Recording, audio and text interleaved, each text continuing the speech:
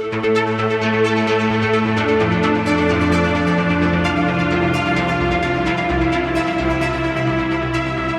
and welcome to the Sensibly Speaking podcast. This is Chris Shelton, the critical thinker at large. This week, I am welcoming Matan Schecter, and he is someone who has spoken and written about something called the Messianic Movement. And this is on a surface level or on a way it's presented or PR level. This is a group that is about or related to Judaism and Christianity. It's kind of this mix or hybrid or weird sort of thing. And it presents itself as one thing, but in fact is a bit darker, a bit more abusive, maybe a bit more manipulative, just past the surface level. So Matan, welcome to my show. Thank you for having me. Yes, thank you for being here. And thank you for reaching out to me, because before you had sent me an email about this, I had never heard of the Messianic Movement. And does not surprise me. Yeah, not something that was on my radar at all.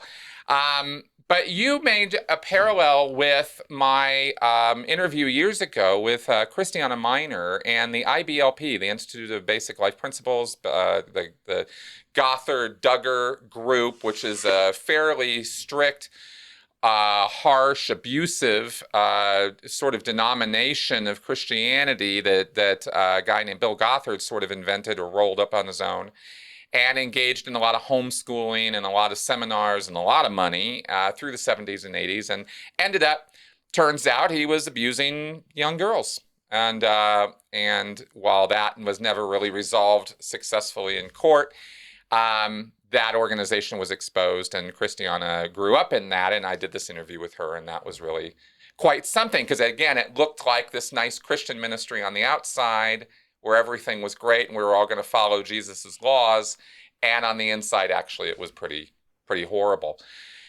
What is the Messianic Movement, and how did you come to reach out to me about it? So I came to reach out to you, like you said, because of your video interviews with Christiana Miner. I have watched those easily dozens of times, even though they are hours long, because they just spoke so much to my experience in a way that almost nothing I had ever seen had.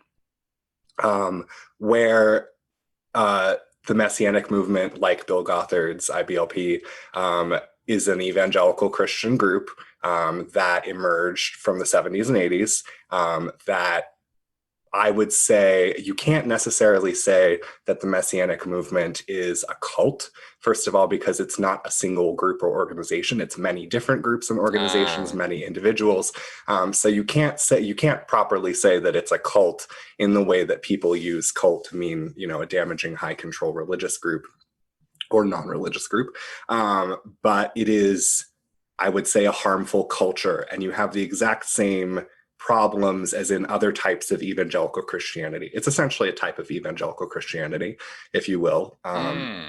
You have that same problem that Christiana was talking about, where people's theology and definitely biblical literalism combine with like an authoritarian culture, and you end up with a very, very oppressive, high controlling group that presents itself one way. They have, a narrative that they present to the public, and then inside the group, things can be very different.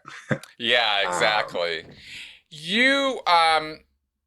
When we did the work with Christiana, one of the things that I said about that group that was, I don't want to say unique, because there's actually a ton of groups like this. Yeah. But it's the first one I've covered like it, is it's a roll your own cult kind of setup, right? Because Gothard, you set this whole thing up, but it was a homeschooling program is how it was propagated. It wasn't a centralized ministry where people were coming every week to get their, fresh injection of sacred principles from Gothard. It was, here are all these workbooks, here's all this information. The father of the family unit is the head of household. He's the one who's anointed by Jesus and God to protect the family from the darts of Satan and all that, and they're under his umbrella of protection. So it really sets the father up as the kind of authoritarian figure of the household, and his word is law and everybody must follow it and there's no exceptions, and the wife is submissive. That's the actual word that's used. They are submissive to the will of the husband. So you get, again, this front of this nice Christian values, everything's wonderful, but you start going into it and you find it gets dark pretty fast. And the homeschooling aspect of it is how it propagates through the children so that this will propagate through time. Mm-hmm. You presented this as something somewhat similar to that, and I get from what you're saying there. Everything that you just said speaks so much to my experience. Although I did grow up in a home without a father for many years, my parents separated and then divorced. But exactly what you're talking about, biblical literalism and attitudes on authority that make the congregation and Jesus the covering over you, and then the husband is the covering over his wife and over his children, and that kind of authority structure being taken very literally from the Bible and applied creates this environment where like little micro cults pop up, and it can be a family group, it can be an individual congregation. And again, I don't really love the word cult, although I'm as a person who survived all of this and is very traumatized, I sometimes use it to describe my experience. But you once said in an interview with Telltale, I think, that your personal definition of a cult is any relationship. It can be one-on-one or it can be one-on-many, where there's an abusive power imbalance. Basically, that's what it comes down to. Yeah. And exactly that happens because of that biblical authority problem and other problems in the movement, where fathers can be overbearing and have an unhealthy level of control over their children and wives, and where congregational leaders have an unhealthy power imbalance with their congregations. Right. Now, how does that work exactly? Because one of the things about, if I was going to elaborate on that very reductionist idea of what an abusive relationship, or the basis of a destructive cult is, of course, this abusive relationship. I would elaborate on that further now by saying that there are structures put in place around that relationship by the cult leader, head of household, narcissist, whatever, that that isolate and constrict the movements or freedoms of the people who are involved in the relationship, right? How did that manifest for you with this? Like, how did you get involved in this? Were you born into this? Was this something that, like, tell me your story here. So you kind of asked two different questions, which are how are people abused and controlled in this movement, and how did I come to be in it? Well, let's go ahead. Let's go with you first, because I wasn't. Sure. I'm sorry, I wasn't trying to go to the abusive part quite yet. I was just trying to clarify the structure of it. But how did you get involved in this in the first place? So that would be the story of my family, and my mother essentially believes that one part of her family has Jewish heritage. My mom is also not had the easiest life, been a trauma survivor. And when she was in college in the late 70s and early 80s, she encountered the Jesus movement. I don't know if you're familiar with the Jesus movement, but they're kind of, the Jesus movement was a pushback to the spiritual upheaval of the 1960s, and it's kind of a return to biblical literalism, evangelical values, political conservatism. You saw the beginning of like contemporary Christian music at that time. So it's sort of fundamentalism 2.0. Yeah, basically. Yeah, because that's exactly what happened. Revivals of the 20th century. There we go. Yeah. So the Messianic movement very much grew up out of that movement, the Jesus movement. And so my mom has been somehow connected to the Messianic movement and the Hebrew roots Christians since she was in college. And when she had children, she wanted to raise us in touch with her Jewish heritage that she felt cut off from, but still spiritually Christian and spiritually evangelical, because evangelicals are very, our theology is the only way. There are no exceptions. Evangelicals typically don't even view other Christians as legitimate Christians. They question, the salvation of people like Catholics.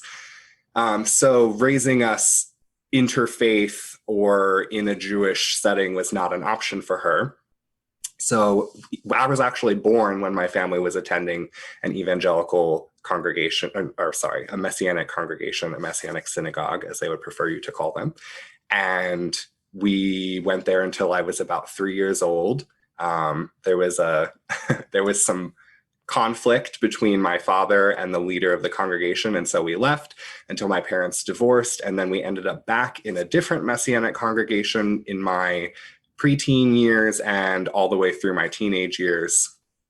I grew up in 2 Messianic congregations that were sister congregations, one in Virginia, one in Maryland, and very similar, a lot of crossover. And that's where most of my formative years were spent, from when I was about, 10, 12 till 21. Okay, got it. And these, we all know that there are strict religious groups out there. There are groups that are like, look, we're going to give you the path to salvation, but you're going to have to follow some rules. And in fact, that's almost the motto of organized religion right there. We're going to give you the path to salvation, but you got to follow some rules. What rules did they have for you growing up, and how did you react to them? So this is where you get into like kind of the harmful culture. Some of the culture of the Messianic movement, most of it, I would say, is the same as other evangelical Christian groups. And in that respect, you were not allowed to consume popular media. We did not have TV in the house. We had computers and the internet, but the entire internet was on a proxy server, actually, where my parents would unblock one website at a time. So I did not have access to just go on Google and search for something. It would not come up. It had to be specifically unblocked for me to access it. Wow. So what media and what information and popular culture I was able to access was very limited. We were allowed to read and watch some secular media, but very controlled and limited. We were not allowed to have non-believing friends, not believers. For the context of evangelicals and Messianics, believers, or someone who is a believer, is a born-again Christian or a Messianic who accepts Jesus as their Lord and Savior. Messianics tend to be very resistant to actually being called Christians, although they technically are. They don't like the Greek etymology of the word Christian itself, for reasons we'll get into later. So they tend to use the word believer. So I wasn't allowed to have any friends who weren't believers. I was homeschooled. I was homeschooled until I was in middle school. After one very unsuccessful year in public school, I then went to a private evangelical Christian school. So just your contact with people around you. Like I did not know anyone who believed different from me until I was probably 21 years old. I didn't have any kind of queer role models or any type of queer media or representation until I was 21 years old or older. Just your social structure is so limited, and the people that you spend time with is very limited. So that, I think, is definitely one area of control. Yeah, sounds like it for sure. That's, information control is part of the BITE model, right? Yeah. I only recently have discovered Stephen Hassan's BITE model, and it's been very illuminating to like kind of model my experiences against it. But yeah, the outside world, non-believers are all cursed. They're all, getting sicknesses. They're beset by demons. They lead unfulfilling, sad lives. There's no hope of being happy outside the Messianic movement or the evangelical movement, basically. Right. So that is one big area of control that Messianics inherited straight from evangelicals. The other side, I would say, is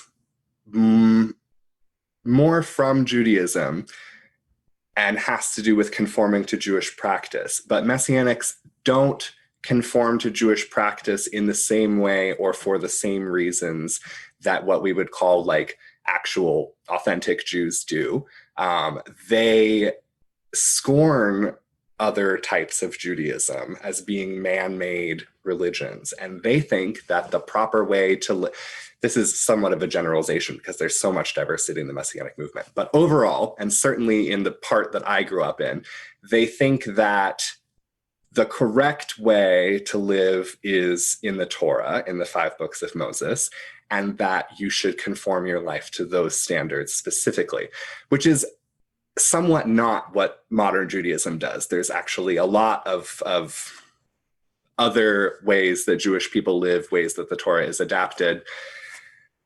But Messianics believe in biblical adherence to the Torah. And so that means that although they don't follow all the kosher guidelines that other Jews do, they don't eat unkosher species of animal. So your diet is therefore controlled very much by peer pressure, I would say. They don't worship on Sunday, they worship on Saturday, but they don't tend to observe Jewish rules around keeping Saturday a day free from work, because those are later man-made rules, so they say. So this kind of performative Jewish practice becomes necessary in the movement. It's how everyone lives their life, basically. And if you don't adhere to some standard of it, you're going to be ostracized and not have any friends. Let me stop you for a second, because yeah. I'm not like real super familiar with all the restrictions of the Jewish faith, right? Because I understand that they can be legion if you really get into it. Yes. And of course, there's so many different denominations and all these other things, right? The thing that has my experience with Judaism, and I am saying straight up, right at the get-go, I'm an idiot when it comes to Judaism. I am. This is not something I know a lot about, right? Well, I need you to be, because I'm actually going to ask you about this stuff, because my understanding of Judaism, it is a very take it or leave it, chill kind of religion. I mean, not the Orthodox guys, in Brooklyn, but I'm talking about your regular, every Jewish person I've ever met from grade school forward has been some of the most chill, calm, non-aggressive, non-in-your-face type of people when it comes to religious belief. And it struck me a few weeks ago, I think, when I was talking to somebody else about this, that I don't know any ex-Jews.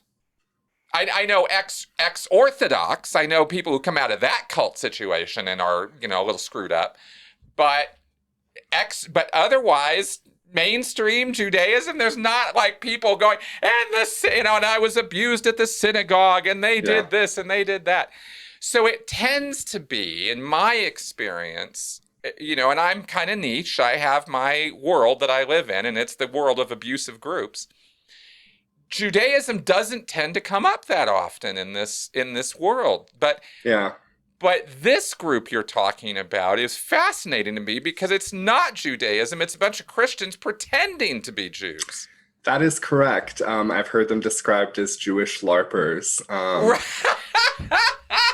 Oh my gosh, there's so many things.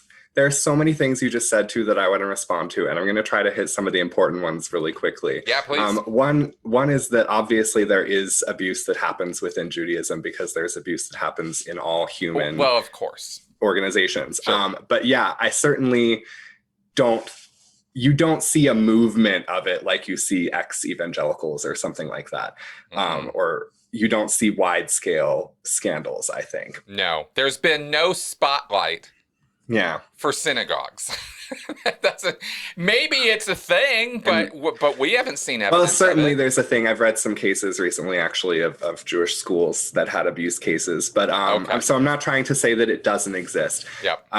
Just that it's not perhaps an institutional problem in the way it is in other groups. Nor a dogmatic problem. Their dogma doesn't dictate abusive behavior as such. I would say when you think of Orthodox and you immediately jump to Brooklyn, probably what you're thinking of are what are called Haredi Jews. There's a specific group probably you're thinking of also called Satmar Jews. Okay. And they are not that's not even what Orthodox is. They're a tiny subset of Orthodoxy. Oh, There are Orthodox Jews all over the world, and there are ordained female Orthodox rabbis. There are ordained queer and trans and gay Orthodox rabbis. okay. Okay. Orthodoxy is not synonymous with probably what you're thinking of, which are the Oh. what we call ultra Orthodox or Haredi. Yes, that's the guys. Yes. Yeah, yeah. Yes. And even among those groups, I'm sure there are people who live meaningful religious lives and are happy with their communities. Although, anyway. But the really salient thing that you said is that Jewish people tend to be very relaxed about belief. And that's true. I would say that Christianity is defined by belief. A Christian is literally someone who believes in Jesus as the Messiah and as God. Judaism is not defined by belief at all, really. There are certainly big beliefs in Judaism as a religious entity, but you can be, and in fact, many people are, religious Jews who pray every day and follow Jewish law and lead religious lives and go to synagogue, who are atheists. Who are atheists? Who are atheists, yeah. Wow. See, because I know that there are rabbis who are atheists. And that was the thing that first blew me away about. I was like, wait a minute, what? It's very much not the same thing as Christianity, but in our sloppy thinking, and again, I'm an idiot, so I've equated these things when I'm learning that I shouldn't. Well, Christianity is the biggest religion in the world, the most hegemonic culture or institution in the world, and they happen to have borrowed an enormous chunk of Jewish texts. Right. So people often think that they know what Judaism is all about because they have experience with Christianity and what's called the Old Testament. And if that's your only source of information for Judaism, then you probably know more misconceptions than you actually know about Judaism. Right, exactly. You said you don't run into a lot of ex-Jews. It's not technically possible to be an ex-Jew because you're either born Jewish or you convert to Judaism. Some people are born kind of Jewish and then also convert to Judaism. It gets complicated. But once you're in, and you can't really not be Jewish, because being Jewish is a quality of belonging to the Jewish people, the Jewish culture, ethnicity, tradition, like part of the family. Right. So you can't be an ex-Jew in that you can't really leave the family. But of course, you cannot practice or not believe in the tenets of Judaism. You cannot follow Jewish religious law. And technically, we call someone who is Jewish but doesn't practice Judaism and practices something else is called an apostate, someone who has left the religion, but they haven't left their identity of being Jewish. Right. Which gets complicated because then obviously there are people who are Messianics who are technically Jewish. And the movement was founded certainly by some Christians who were ethnically Jewish, who were born Jews, raised as Jews, and became Christians later in life, and then decided that it should be their life's work to make other Jews into Christians as well. So there are actually Jewish people in the Messianic Jewish movement, but they are not practicing the Jewish religion, and they are not, believing in the Jewish religion. They are religiously Christian, even though some of them are ethnically Jews. Right. Now, some of them, I suppose, could be considered ex-Jews, I guess, in a way, but I guess if you stretch it. But depends who you ask. Well, at the same time, though, you do have people who have left the ultra-Orthodox groups. Yeah, you do, and you have plenty of Jews who just live totally secular lives and have no, their Jewish identity doesn't have meaning to them, and they just live as Americans or whatever ethnicity, nationality is around them. Right. So in a sense, there are ex-Jews, but technically, according to Jewish belief, we don't think that you can really leave. It's kind of a Hotel California situation. Right. I get that. I totally get that. Now, This is a very interesting group. The more I learn about this, the more you tell me about this, the more Yeah. interested I become in it. Because you mentioned earlier that people in the Messianic movement, which is if we were to summate this or try to reduction this or simplify this, it's Christians trying to convert Jews to Christianity. Yep. Okay. Got it in one. Boom. There we go. Um, So that being said, though, they don't like to be called Christians. So there's a Correct. real identity crisis here. Yes. They think that the word Christian itself is one of many cultural barriers to converting Jews. And so they try to remove as many of those barriers as possible. Evangelicals love when they find out you're Jewish, or if I see an evangelical in the store sometimes and they see my necklace or my kippah or something, they love to tell you how much they love the Jewish people because Jesus was a Jew and they love Jesus. That does not work on Jewish people. Most Jewish people do not like to hear that, because if there's been any one man in whose name more Jewish people have been killed than anybody else, it's probably Jesus. Yeah. Yeah. The cross is a beloved symbol for many Christians of their personal relationship with Jesus and of his sacrifice for them. For Jewish people, the cross is a symbol of oppression and persecution and genocide. Christian language and symbols are culturally traumatizing to Jewish people. Sure. Or at least some of them. To many Jewish people. Yeah. But on the other hand, also many American Jews, for instance, say Jesus Christ as a casual swear word all the time. Right. It's part of the language. That's right. Go ahead. No, I was just saying it's lost its, I mean, in that sense, it's actually lost its significance as a term that means anything other than a swear word. Yeah. So let me just come at you for a minute. The Messianic movement would like you to believe that what they would like to, more than anything else, for you and for everyone in the movement to believe, that they are a continuation of the first century church in Jerusalem under the Apostle James, which was mostly Jewish people who were believing in Jesus as their Messiah. They mythologize the first century Jewish church, which there's not even a ton of archaeological evidence for, first of all, in the first century.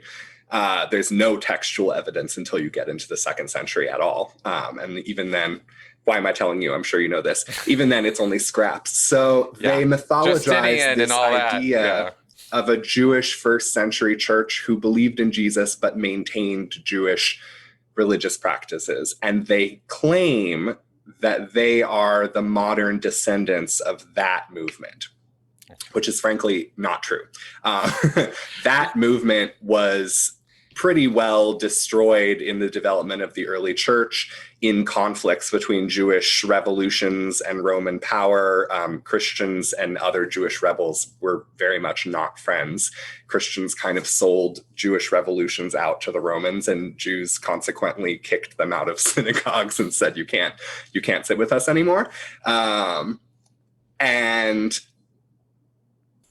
they claim that they're part of that tradition. And they even mythologize it to the point of, they have a list of rabbis through the ages who they claim were Messianic rabbis, who in fact, many of them were just rabbis who were later converted to Christianity, but they did not live as Messianic Jews. They just became Christian. And they claim that there were all these Messianic Yiddish-speaking Jews in Europe before World War II that were destroyed in the Holocaust. They have, mythologized their heritage. Right. That's and then not hard to do. That's the first level. They say that they're from the Jerusalem church, which is not true. It's a myth. The second level of how they kind of obscure what they really are and their origins is that they claim to date back to the 19th century, late 19th century, and the early 20th century, because many Messianic organizations that exist today were founded in the late 19th and early 20th century. But that is also misleading, because when those organizations were founded, they had a different purpose. So like there's a large congregational organization called the Messianic Jewish Alliance of America. And they claim that they have been a Messianic organization since the early 20th century. I think they were founded in like 1918. But when they were founded, they were called the Hebrew Christian Alliance of America. And all that they were was a social club and congregationalist movement, kind of, not even really congregationalist, for ethnic Jews who were Christians, in the same way that you might find like a Korean church or a Salvadorian church. They're not saying that they're not Christians. They're just culturally and ethnically also belonging to this other group. Right. Or groups like Chosen People Ministries and Jews for Jesus, which are both evangelistic groups. They do a lot of outreach. They claim that they date back to the late 19th century. But at that time, they were called the American Board of Christian Missions to the Jews. They were very overt about being Christian missionaries. Right. Proselytizing specifically Yes. to Jews. Yes, and the reason they proselytize to Jews is coming up. It's very important to them. Yeah, I wanted to get to why is this so important to these guys? It has to do with eschatology, which is their beliefs about the end times, the end of days. So please elaborate. Yes, has to do with the apocalypse. It's very topical. So you don't actually see those groups start to define themselves as Messianic, to define themselves as Jewish groups, and you don't see any Messianic congregations until the 70s. And the reason that their mission shifted at that time had to do with geopolitical events. So basically in 1967, for the first time in about 2,000 years, Jerusalem was under Jewish political control.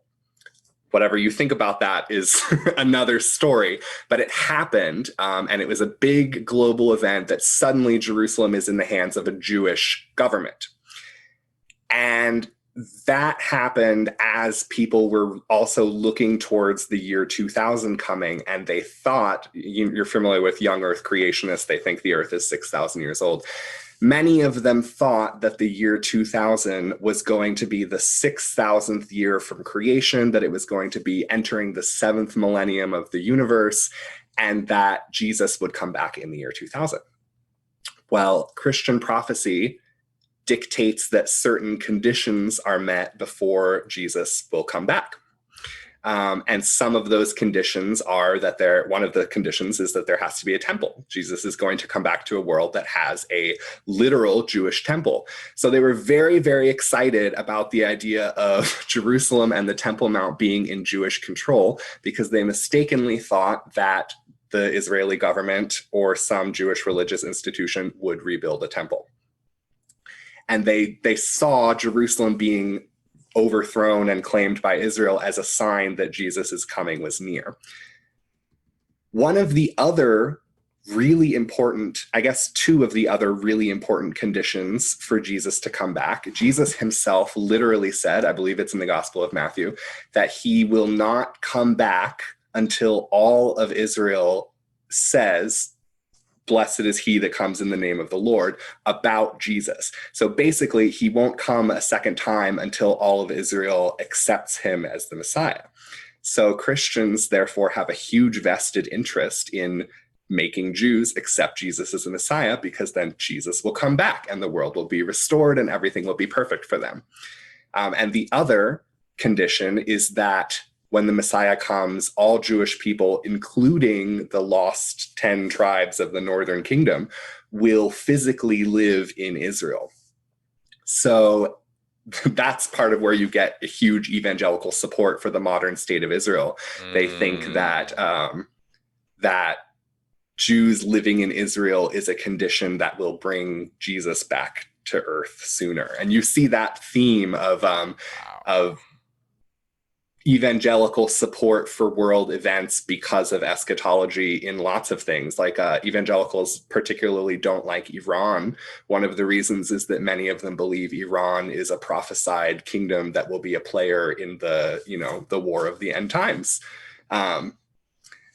So And They it think doesn't help a whole lot that Iran doesn't like Israel. assists that endeavor by being one of the most abusive, harsh theocracies on the planet. But Yeah. but I definitely get what you're talking about with the eschatology angle, because this hits us in every aspect of life, including climate change. Hmm. In terms Yeah. of trying to make something happen with that, and some of these guys secretly are like, yeah, no, that's God's will. We're supposed to all die. Yep. So Yep. it gets a little bit deflating, with Yeah. that. Now, you just basically laid out, make sure I'm understanding this here. You basically said that the mission of the Messianic movement is to convert all the Jewish people on the planet to Christianity so as to pave the way for Christ. This is one of the keystones of Christ coming back. Yep. And so we're talking here, I mean, some quick math is we're talking 14 million Jews around the world. Yeah. So that's about the size, it's slightly less than the number of Mormons on the planet. Just as a comparative, the task before these people, the task they have given themselves, is to convert millions of people. It's monumental. Yeah. Yeah. I mean, as a former Scientologist who was always playing the numbers about, getting everybody into Scientology and clearing the planet, yeah, I can tell you that is a gigantic goal. That is years and decades and centuries of work ahead of them to do that. Out of curiosity, the other day, I was on an evangelical website that's a financial transparency organization that many evangelical organizations voluntarily partner with to reveal their annual budgets. And I looked up all the Messianic organizations that I knew of, and added all their budgets together for 1 year to see how much money these people are throwing at Jewish conversion efforts, basically. And it was like $150 million. So in the scheme of things, there are certainly bigger organizations and bigger industries, but we're not talking about nothing here. There is definitely a commitment. I think you said there's 14 million Jews in the world. I can tell you there's not that many Messianics. There's probably under 500,000. Well, that was going to be my next question: is what's the challenge here? Because with those kind of numbers, they're playing a Scientology game. And they must. I can't help but wonder right away, what's the level of self-deception there? Are they right around the corner? Are they just about to make it happen, or do they understand that this is probably a couple hundred years worth of work to actually get it done? All evangelical groups, I think you will find the same answer to that question. And it's that they all think that it's right around the corner. And the reason is that they tend to be biblical literalists. And the New Testament indicates that the second coming is right around the corner. Right. So and that has idea for 2,000 years. Right. I have some interesting theories about that, by the way. Oh. Yeah. I think that a lot of Jesus's prophecy in the Gospels, certainly, and you could maybe even make some parallels for Revelation, are fulfilled by the Roman conquest of Israel under Vespasian and Titus. Notably, Jesus prophesied that the Galilean towns would be destroyed, that there would be a wall put up around Jerusalem, and that the temple would be taken apart stone by stone. Josephus records that all three of those things literally happened within 40 years of Jesus's death. So I think an argument could be made that when the New Testament is talking about this triumphal figure who's going to return and unite all of Israel, that there's an element of Roman thinking that has snuck in there. Certainly, it wouldn't be a surprise because plenty of the rest of the New Testament is full of Roman philosophy, Roman religious ideas. So I think that that's part of why you see such a conviction from the authors of the New Testament that the second coming was near, because for them, in a way, it was. That's right. It was supposed. I mean, there are many analogies and metaphors and comparisons and stuff made about this. Yeah. But what you're saying just now aligns with a lot of what I have read and heard from doctorate level historians who have dived into that time period and read. Basically, you can spend your life studying that and get a full grip on it if you actually spend Yeah, all those years. You'll read everything there is to read. There is a finite amount there is. from that time period, And it's fascinating. It's absolutely fascinating. I just wish the biblical literalists would pay some attention, because they are way, way off. I mean, the elaborate translations or interpretations you have to make in order for this stuff to still make any degree of sense now is mind-blowing to me. I agree. And I think a really interesting thing to bring up here, perhaps also illuminating for your audience, I talked about how because of biblical literalism, Christians believe that the Messiah won't come again until all Jews live in the land of Israel. Jews have similar prophecies because we have the Tanakh. Christians copied it. They call it the Old Testament. But we don't interpret them that way at all. Religious Jews believe, those who do believe in prophecy, that all Jews will not live gathered in the land of Israel again until the Messiah comes. So in fundamentalist religious groups among Christians, you see a huge support for the state of Israel because they think that by getting Jews into the state of Israel, it will bring Jesus back. But in very fundamentalist Jewish groups like the Haredim that we were talking about earlier, they don't support the state of Israel because they think there shouldn't be a state of Israel until the Messiah comes back. So you actually, like, these biblical literalists can end up sometimes at very different conclusions. My point, exactly. My point, right, is the misinterpretation of this material. Yeah. Mistranslation of this material. I mean, that gets into the whole Bible argument, which we could go talk about. I could talk about that for a long time. So could I. Oh yeah, love that stuff. But I want to get back to your experience because we're definitely off track. Well, we're not, because I wanted to get the bigger picture here, but I also and contextualize it in a way that you have. I mean, for example, they're on an impossible mission unless they go and do away with all of these Jewish people who believe that, there is no Israel until Jesus comes. I mean, they're going to have these two things are mutually exclusive ideas.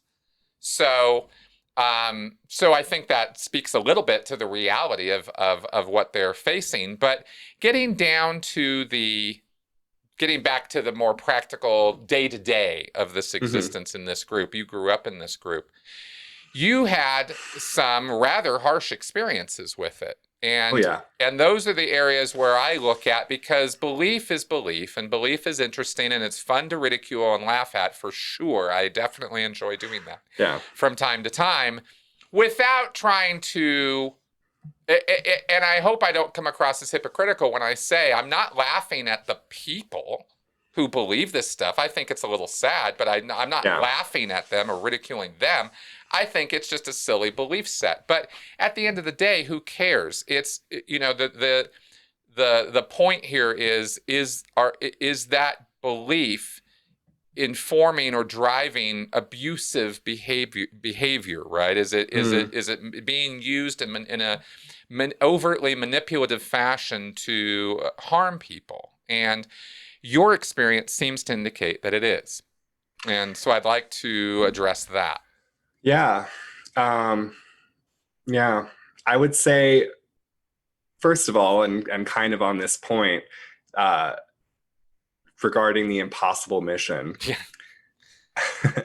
Messianics know that is a monumental task, and they are not, for the most part, they are not trying to convert, Satmars and Haredim and extremely Orthodox Jews.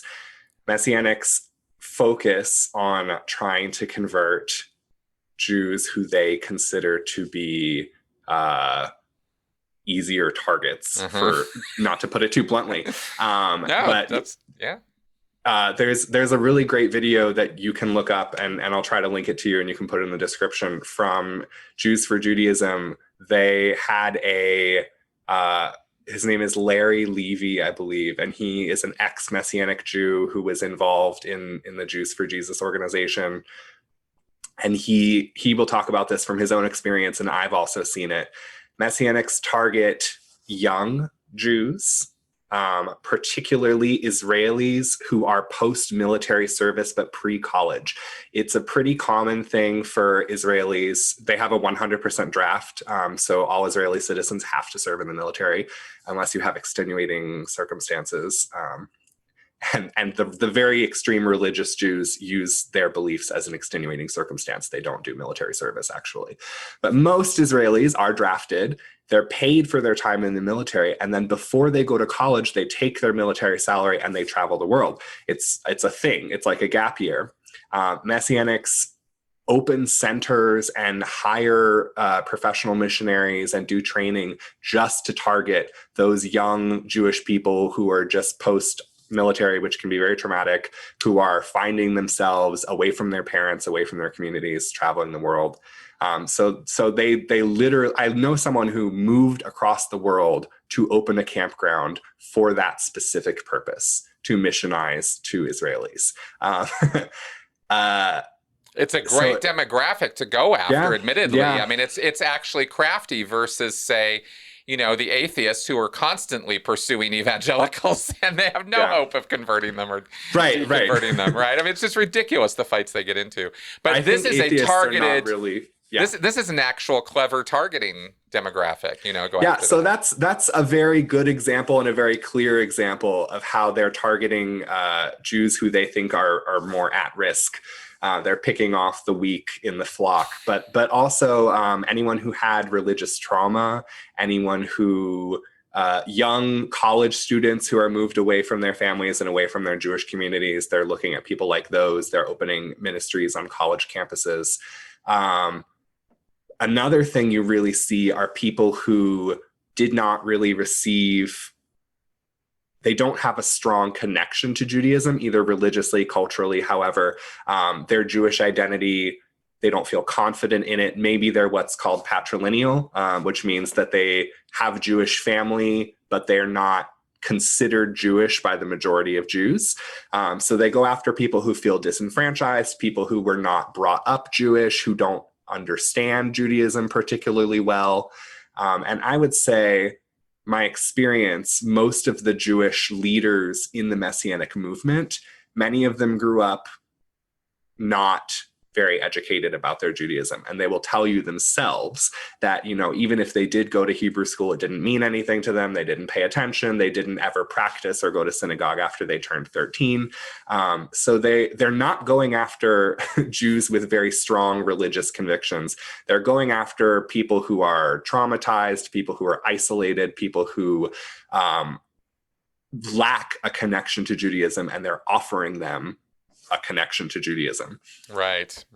Interesting. Only in that it's a smart recruitment strategy because it's very smart. It's going after all the low-hanging fruit, and especially targeting people who are disaffected with the Jewish faith, maybe for some reason, or with, as you mentioned, ex-military. So, there could be instances of PTSD or trauma, and they will offer solutions to that, right? Most Israelis also, to get back to the ex-military, Israel is not a particularly religious country. And I think among Jews in Israel, only like 5% consider themselves to be religious. And again, the religious Jews don't serve in the army because they think that it's morally wrong to do so for religious reasons. And they get a pass because in Israel, there's religion and government not quite so separated as we would like to see. Right. So in that case, also, they're going after people who are Jewish, but do not have a connection to Jewish religion necessarily. Okay. So why is this a problem? Because, first of all, it's deceptive.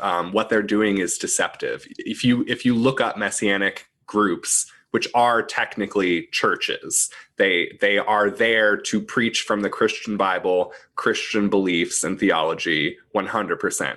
That is what these groups are. If you look them up, and try to find Messianic groups near you, they will be called synagogues on, Google Maps or whatever. They will list themselves as synagogues. There was a case of a military chaplain in the US Army who was Messianic, who insisted on wearing the mosaic tablets instead of the cross as his chaplain insignia, and actually was then later not allowed to do that, fortunately. They call their pastors rabbis, which I particularly have a problem with, because rabbi is an actual title that you get from another rabbi, and it has an actual meaning. You can't just go to community college and say you have a PhD from Harvard. It's not what that means. So they are using deceptive language and practices. They never say Jesus, ever. I can't believe we haven't mentioned that. They won't say the word Jesus. They say Yeshua. Yes, I see that right here. Now, they do clarify that Yeshua refers to Jesus in parentheses, but otherwise, yeah, it's Yeshua, Yeshua, Yeshua. Yeah, they do. Where are you? Where are you looking? I'm on the Messianic Jewish Alliance of America website. Why not? Yeah, some groups are very up for. There are some groups actually that try to be as covert as possible and will not expose the fact that they're Messianic until they've made enough of emotional connection with someone that they think they can do a conversion. There was a married couple a couple years ago who was like deep undercover in the Orthodox Jewish community, trying to form relationships with people to target them for conversion. Yeah, they use all this deceptive language. They say Yeshua HaMashiach instead of Jesus Christ. They don't use crosses. They are trying to advertise themselves as Jewish in order to insert Christian theology into people. And basically, it's supersessionism. They're trying to replace Judaism with the religion of Christianity. And the problem and the abuses, I would say all of that is deceptive. All of that is controlling and dishonest and appropriative. Often it's cultural appropriation. We have to acknowledge the fact that more than half of the people in the Messianic movement are not actually ethnically Jewish. They're Gentiles, and they're appropriating Jewish practices, and sometimes calling themselves Messianic Jews, which is not acceptable. Many of them have conspiracy theories that like all Messianics are secretly descended from the 12 tribes, or that all white people are secretly Jewish. Wow. We've gone into some crazy thinking. Oh yeah. Wow. But the problem is that they're trying to convert all Jews to this Messianic Christianity, basically. Right. But that the theology that they're giving and the culture of their movement is, I would say, is harmful to people. It leads to authoritarian groups that hurt individuals. They don't believe in women in leadership ever. No women in leadership, at least not in authoritative roles. Women could be teachers. Women could be ministry leaders, like of a women's ministry. Women cannot be ordained. Women cannot run congregations. Right there is a big problem. Anytime you end up with a group of people where only one gender has the ability to be in control, the other gender and also other men are going to suffer from that in some instances. It's just going to happen. Yeah. Zero question about that. And that also is in full alignment with everything we were talking about earlier with the Duggars and it's very standard. It's the same evangelical playbook. Practice, I guess you could say. Well, Messianics are evangelicals. They are literally Baptists and Pentecostals who all decided that they would present as Jewish in order to convert Jews more effectively. But inside the culture of the movement, it's essentially Baptist culture and Pentecostal culture, because that's really where these people came from. Right. Now, that doesn't mean that these guys, or does it mean that they get into some of the other Pentecostal sort of stuff? It sure does. I mean, the speaking in tongues and all that. I've seen plenty of speaking in tongues. We had what we called flag ladies, tambourine ladies. They're people who are moved by the Spirit. I have been personally exorcised 3 times. I have had exorcisms performed on me. Really? Oh, yeah. Why did you need demons driven out of you? Oh, it took me a long time to realize, actually. Okay, so one of them was in the context of queer conversion therapy. And 2 of them were I did not expect. They just kind of happened randomly at events. One of them was at an evening service, and one of them was at a home group fellowship. And people just started putting their hands on me and praying and casting out demons. And it took me a long time to realize that that was almost certainly because of my sexuality, that was almost certainly the demon that they were trying to exorcise. Right. Yeah. Huh. And Yeah. did No, they they do have all of that Pentecostal culture, speaking in tongues, the whole thing. Not wow. everyone does all of those practices, and not everyone has the same beliefs about them. There's also plenty of Messianics who don't believe in speaking in tongues, but there are plenty who do, and it's because they came from the Pentecostal movement. What an interesting mashup. Oh, yeah. I mean, it must, growing up in this and then learning after you, I assume, like, at what point did you go, okay, hang on, all this stuff I grew up with is one version of reality, but what's the more accepted version? Like, how did you start busting out of this? Because you had controlled internet. You were, I mean, Lifton's milieu control applies very strictly to the environment you described growing up in. Strict parents, no TV, very controlled internet. So even growing up in the modern age where digital and virtual reality is, or the virtual world is just as real as the real world, but not for you. Yeah. How'd you bust out of that? Oh gosh. Honestly, I might not have, if not for my sexuality. That was really an eye opener for me. And it was a long struggle my whole life. And it's been a big part of my trauma. But I was in college and I started to hear from a teacher other perspectives about human sexuality. And it made me ask questions that I had not been able to ask. It made me get answers I had not been able to get before. And I was in conversion therapy at the time. I've been in conversion therapy since I was 15 years old. Oh, wow. Yeah. Yeah. Now, by conversion therapy, do you mean going and seeing a licensed psychologist and getting... No. Yeah, so what do you mean by conversion therapy? Okay. That seems like a rather loose use of that term. It does, doesn't it? In my state where I live, there is no legal guideline on what can be considered therapy. You can literally do anything, charge money for it, and call it therapy legally in my state, first of all. So there's that. So even if it doesn't matter, you don't need to be licensed, you don't need to have efficacy, you can just call it therapy and legally charge money for it. Must be nice. Okay. Right. But additionally, even states that do have tighter regulations against conversion therapy or other, non-scientific practices, there is nothing really that the government can, or I should say will do, to stop religious leaders from offering those kind of therapies as religious counseling. Right. And pastoral counseling gets a pass almost uniformly in the United States. Exactly. In the same way that the IRS will never investigate someone who is a religious institution for tax fraud. They just won't do it because it's too political. That's right.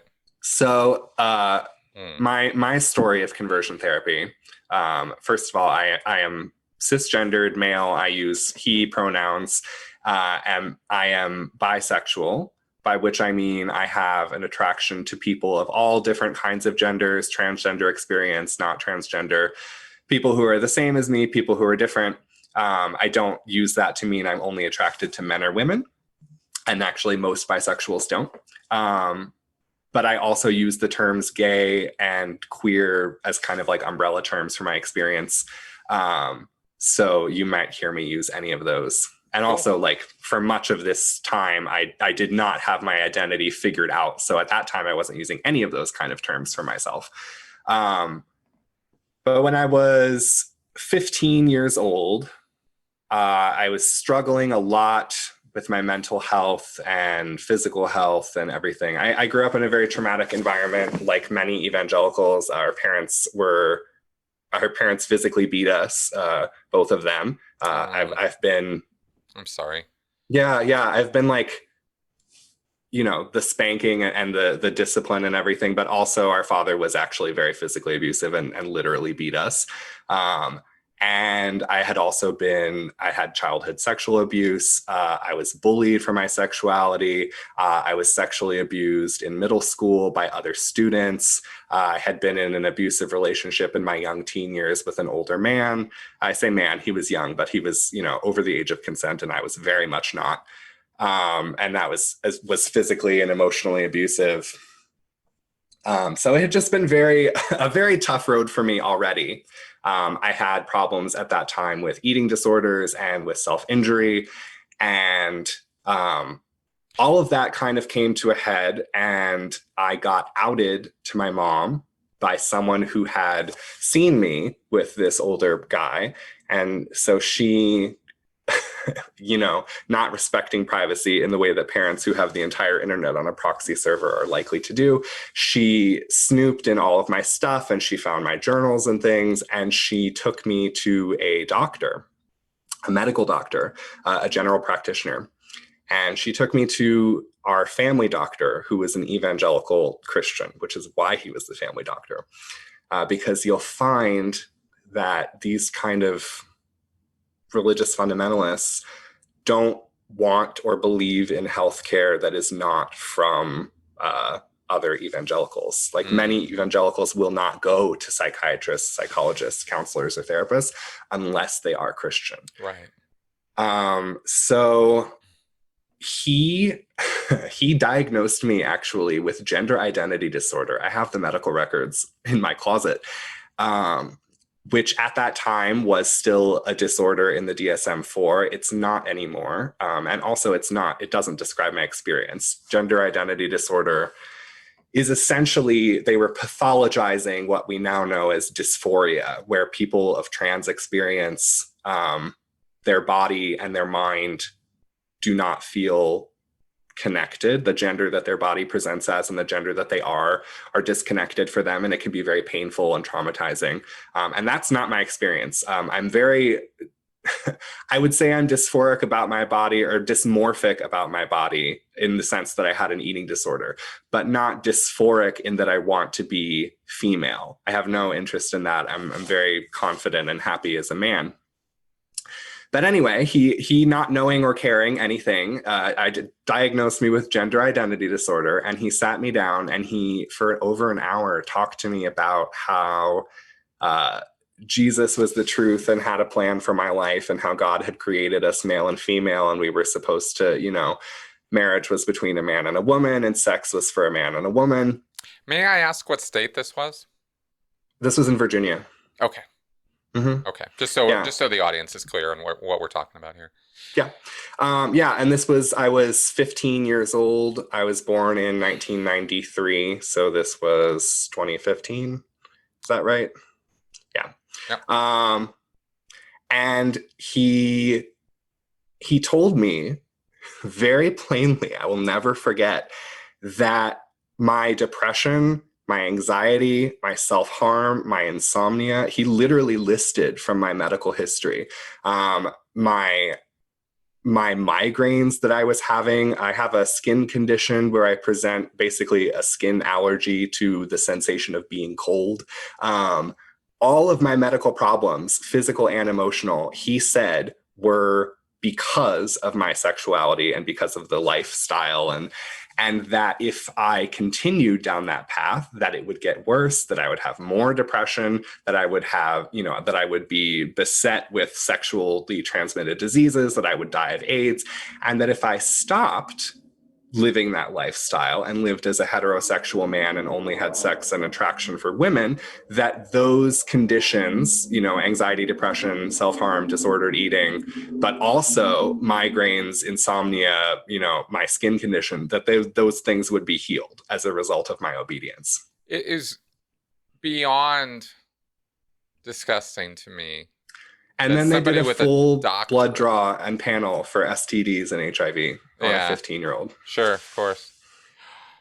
Well, given the fact that, your mother was concerned about your relationship with an older man, I could understand why some physical testing might be called for. But as far as the rest of what you just said, in terms of your sexuality being the cause of your migraines, your depression, your anxiety, and all the rest, that is, wow.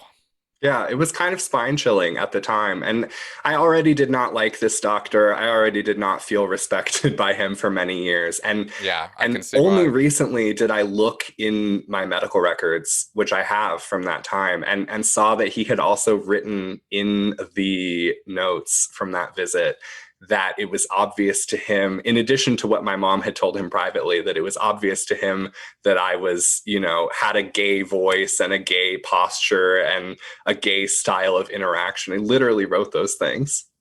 Wow. Yeah, Wow, man. deeply. And this practice, just to give you guys an indication of what I mean by harmful evangelical culture. We've been talking already about how the father is the head of the household, Yep. spiritual authority. At that time, my parents were separated and legally divorced, and my mother had sole custody of us. And that doctor's office would still send any reimbursement for insurance checks to our father and not to our mother, Right. because he was the head of the household. Yep. And he would not give them back to my mother. And so she was paying out of pocket for medical services that, then they were supposed to be reimbursing because of insurance, and they would send those checks to him because he was the man and the head of the household. Of course, because we're all good Christians. Yeah. Oh my God. That's what it means to be a good Christian. So that doctor then, after that visit, he recommended my mom a conversion therapist. This was in Who 2015. was, say again? This was in 2015. Yes. I swear to God, this guy, I mean, you're describing a perfect, it's a perfect description of a medical malpractice suit. Mm, um, I can't say I haven't thought about it. If I don't want to provide the name of the doctor or the practice at this time, but what I will say is that I've been in their Yelp reviews and their Google reviews, and I've seen, how on Yelp businesses cannot pay for these reviews to be altered. Yeah, sure. They have a 5-star rating because of their reviews are all good, but then you can see the not recommended reviews. And if you click the not recommended reviews, it's pages and pages and pages of what I just told you from other people, of, sending money to the wrong parent on purpose, of making sexual comments about people's teenage daughters. Like, oh my God. I don't doubt it. I don't doubt it. Because where there's smoke, there's fire with this stuff. And we're not talking about a little bit of smoke with what he just told you. Yeah. We're talking about a gross evaluation. Literally threatened me with literal hellfire. Yeah. A doctor. So, yeah. A literal general practitioner, medical doctor, the person who did all my physicals. And I gotta comment on something here as well, which is part of the experience that needs to be highlighted. You were 15 years old. I was. There is no one who is 15 years old who understands a goddamn thing about themselves. You are still figuring stuff out. Well, I understood that I liked men very much. Oh, for sure. But it's like, what is this supposed to mean? Since I was 5. With all the rest of it, and especially in an evangelical household, and you have no internet connection, so you have no ability to look up and clarify this information, find out what this is about, find out that there are other people who are in the same situation you are, who could use some community. You don't get to have any of that. And I look at the solutions that are offered to you, the quote unquote solutions to the problem of your sexuality. One, they're making a problem out of something that isn't. And two, the solutions they're providing to you seem uniformly to be just more abuse. We're getting to that. Because it gets worse. So he recommended to us a local counselor who I found the name in my medical records and the name of the practice he was with at the time. And I've tried to track him down and learn more about him and how he was certified and things, and have not been able to. So I think he's no longer practicing. Okay. But what I can tell you is that every week we would drive to a actual therapy center where there were multiple therapists and there was, a front office lady and they took your medical insurance information and everything. It seemed very legit. And I would have these visits with this conversion therapist. And he would, I was terribly traumatized by the whole experience. I didn't want anything to do with it. I was so mortified, basically, that all of my trauma had been outed and told to this person without my consent because I was a minor and my mom just, told him all of my trauma. And that he was telling me that I had to change my sexuality. And, it was very much the same message. If you don't live as a heterosexual, then you're going to be, diseased. And you've talked about how Scientologists in particular use that threat, that if you leave Scientology, that your actual physical body is going to be beset by these diseases. Yes. And you're going to be cursed and have cancer and AIDS. Yeah, very much that same experience. I was told those things.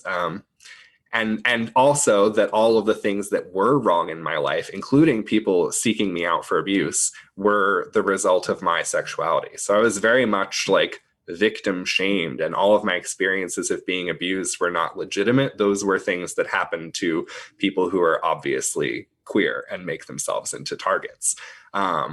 So with him, I very much shut down and would not talk. I literally would go sit in his office for an hour and not talk.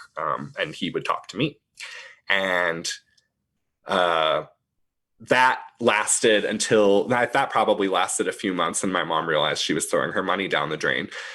So after a few months of not seeing anyone, she found out that I had been, fun fact, you can get around proxy servers if you know what you're doing. So she found out that I had been cheating the proxy server and starting to look up things about sexuality, also to access pornography. Obviously, what else are 15-year-olds doing? Of course. Yeah. And so boom, I had to go right back and see someone else. Only this time she came with me. And we went to see a family therapist who also specialized in sexuality. And there were even some sessions that my younger brother was in, which was deeply mortifying. And again, I tried as much as possible not to participate. And I was just, it was my personal hour of hell every week where I would go and get lectured about my sexuality. And, my friends at the time, some of them knew that this was happening. It was so embarrassing. It was so upsetting. Oh, man.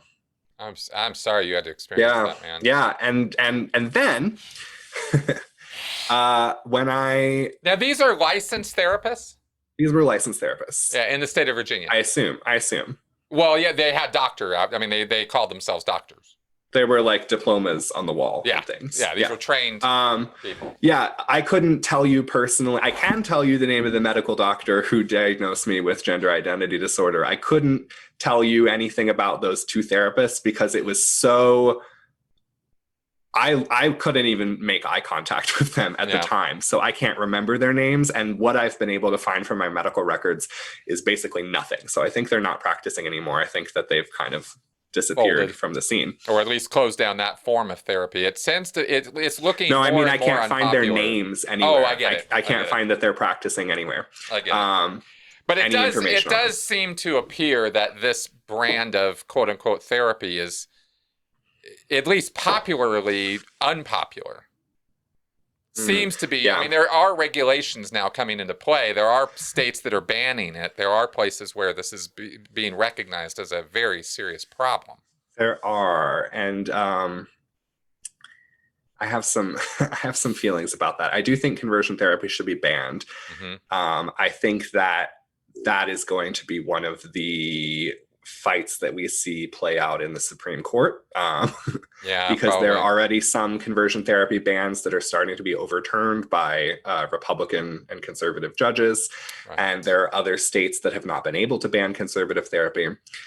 But what I would say, conversion therapy. I know, that was a Freudian slip, wasn't it?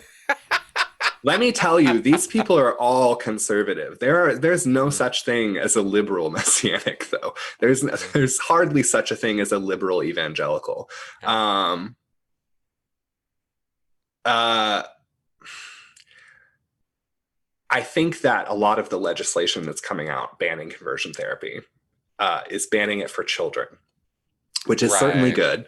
Minors should not be subjected to that. I think that it is a form of torture. Whether you are physically, I don't think anyone is electroshocked anymore, thank God.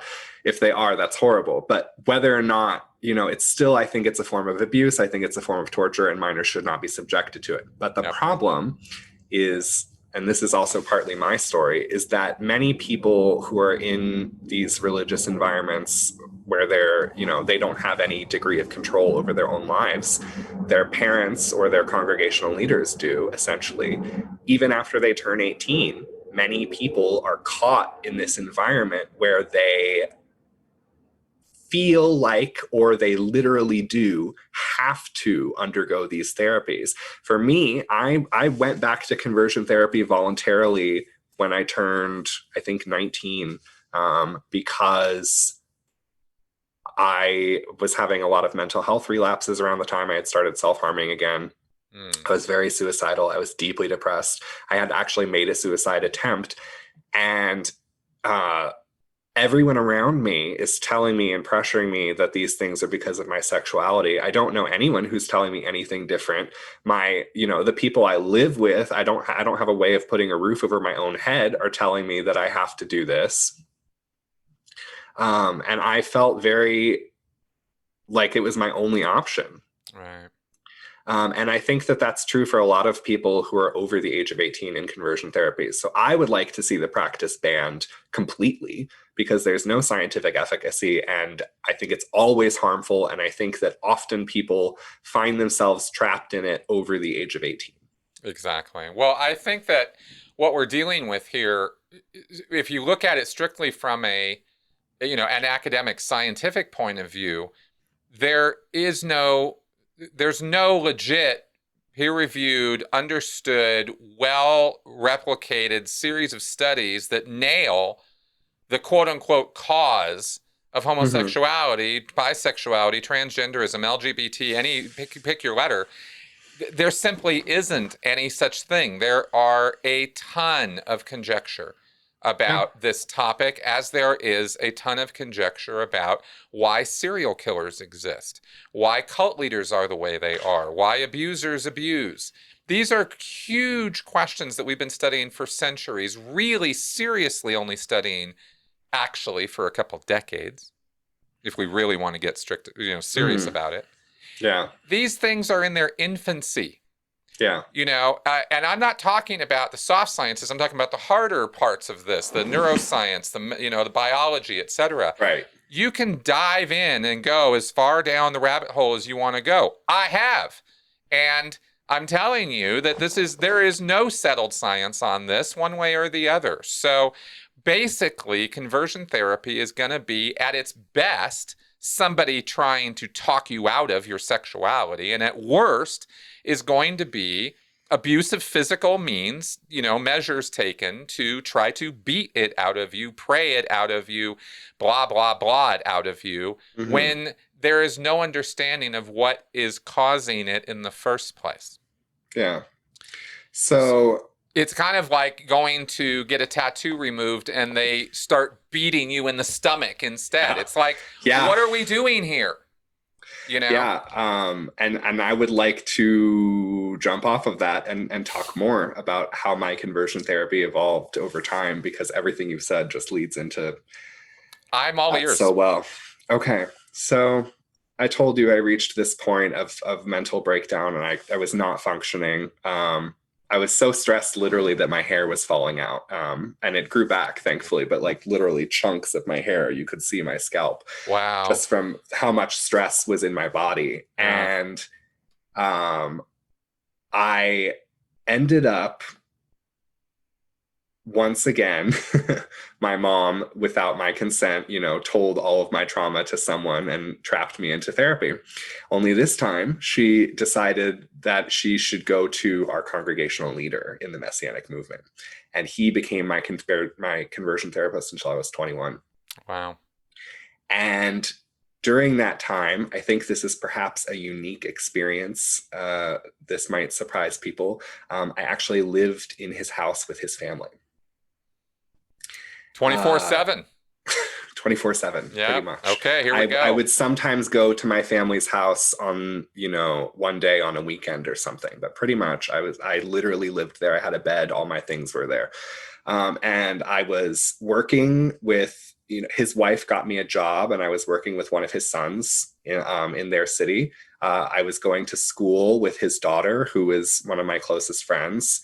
I, literally lived in their home, and every week would also have conversion therapy in their home with their dad, who was our congregational leader. He called himself a rabbi and was not an ordained rabbi. I actually don't even think he's an ordained pastor or minister, but I could be wrong. It's just some guy who likes to call himself their local religious leader. Well, okay, so he was a missionary for a specific Messianic organization, and I don't know what kind of training or licensing and everything they do. And I also know that his as a therapist, I know which evangelical counseling therapy organization in the area he was trained and certified through. But I don't think certified is a strong word here, because they're not, I don't think, a legitimate therapy organization. They're a Christian counseling nonprofit group. Right. We have to be, I'm sorry to interrupt you, but we have to be real cautious. And not you and me, I mean the world at large, the people in general, the audience, right? You really need to pay attention, do your due diligence, because these words that are scientific sounding or like certified, exactly. These are anybody. All that means is that you got a certificate. The Church of Scientology gave me probably about 50 certificates in the years that I was there. I'm a certified auditor, certified word clear, certified course supervisor, and it means nothing. So just because you're certified doesn't, all that means is somebody took a piece of paper and wrote your name on it and said you're this, he was like many congregational leaders in the Messianic movement, certainly in my part. He was also a speaker and a missionary who would tour and do speaking engagements at churches for money. He would host Passover Seders at other churches for money, regular evangelical Christian churches. He led our congregation, and he also, did pastoral counseling, which they don't call it pastoral counseling because they don't like the word pastor, because it's one of those Christian cultural obstacles to converting Jews. But essentially that's what it was. And I know that he was trained in counseling specifically through a local organization to me, who I also believe to not be a valid, mental health institution. They are essentially a Christian organization. And the nature of my conversion therapy with him was very different than it had ever been before, because this is someone that I knew personally. So it was not an option for me to just sit there and not engage, which had been my previous tactic. And also because he used different techniques than therapists had used personally. Before, I had essentially been seeing actual licensed therapists who believed that homosexuality was wrong because of their personal faith. Here they have a patient who they're told has the same faith as them, so they're allowed to say that in the session. And so they would just talk to me. But he used a technique called Theophostic prayer ministry. I don't know if you're familiar with Theophostic prayer ministry. You're going to have to tell me all about this. I will. Theophostic prayer ministry was invented in the 90s by an evangelical pastor, a Baptist pastor. I think he's a pastor. His name is Ed Smith. I know he's a Baptist. Certainly we can say he's a Baptist. By Ed Smith in the 1990s. And he originally called it Theophostic prayer counseling. And he very, very wisely renamed it Theophostic prayer ministry in order to avoid lawsuits, basically. And are you familiar with, this is a lot. Are you familiar with the Satanic panic? Oh, yes. Okay. I lived through it. Absolutely. Great. Yeah. Theophostic prayer ministry is the Satanic panic repackaged, basically, quite literally. So the whole thing of the Satanic Panic, for anyone who is perhaps not familiar and is listening, there was a Freudian idea of psychology. Freud is considered a father of modern psychology, although he had many ideas that were very, very wrong, and this is one of them. He believed that when humans are exposed to trauma, that the brain cannot handle it, and that the brain hides that trauma and represses it. And that through psychoanalysis and his brand of therapy, and also through cocaine, he was a great prescriber of cocaine, that you could uncover these memories and confront that trauma, and then you would not have symptoms from it anymore. That's one of Freud's ideas. And psychologists in the Satanic Panic era were using that idea, and they were doing something called recovered memory therapy through hypnosis. So they were putting people in a hypnotized state, which is essentially a suggestible state where you're open to suggestions. Not everyone is hypnotizable, some more easily than others. And they were then asking people to uncover these traumatic memories and often verbally prompting them. And that when the brain is in this suggestible state, we now know the brain will treat invented memories as if they are long-term memories. It kind of bypasses short-term, and the brain just says, oh, this is a real long-term memory that we've uncovered, and it feels real to you. Yep. I don't think that I have any false memories as a result of this therapy, only because the trauma that I know about in my life, I remember remembering it. I've told other people about it. I've been dealing with this trauma since I was a child, some of them, or since I was a teenager, long before I had Theophostic prayer ministry. I have things that I've written about it since before then. I have people I've told about it before that happened. So I don't think that my personal trauma is invented under hypnosis, but that is essentially what Theophostic prayer ministry is. So in the Satanic Panic, there were people who, in these hypnosis memory confessions, said that they had been abused as children sexually, that there were people practicing child sacrifice and burying them under basement floors and things, and people actually went to prison over it. Right. And now hypnosis testimony is no longer admissible in court, thankfully. But we're not talking about court. We're talking about Ed Smith and his hokey evangelical counseling scheme.